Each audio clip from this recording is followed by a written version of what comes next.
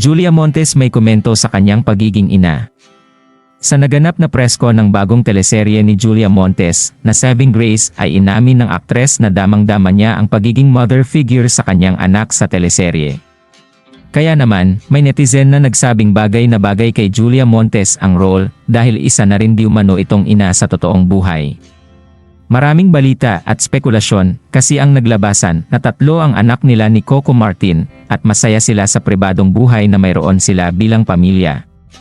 Inamin naman ni Coco Martin sa latest interview nito, na ayaw niyang bigyan ng spotlight ang mga anak at pamilya, dahil na rin magagamit lang ito ng bashers sa kanilang dalawa ni Julia Montes. Mas mabuting walang alam ang mga tao, dahil na rin mas tahimik kapag ganito, at wala di umanong maibabatong intriga. Samantala, mommy roles na ang ginagampanan ni Julia Montes ngayon, patunay na nag-evolve na ang kanyang takbo sa showbiz world. May komento naman ang mga fans ni Julia Montes na sana ay mapagbigyan silang masilayan ang mga anak nila Coco Martin in the future.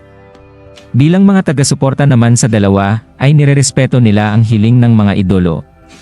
Samantala, ang Saving Grace ay ang Philippine adaptation ng hit Japanese series na Mother na syempre, binigyan ng bagong attack ng Dreamscape Entertainment para mas makarelate ang Pinoy viewers all over the universe. Dito masasaksihan si Julia bilang Ana. Isang guro na hahamakin ang lahat mabigyan lang ng pangangalaga at pagmamahal ang isang bata na inaabuso ng sarili niyang ina.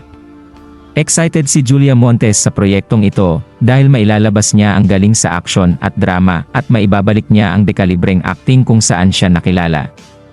Samantala, naniniwala ba kayong mayroon ng anak sina Coco Martin at Julia Montes sa totoong buhay? Anong masasabi niyo sa balitang ito?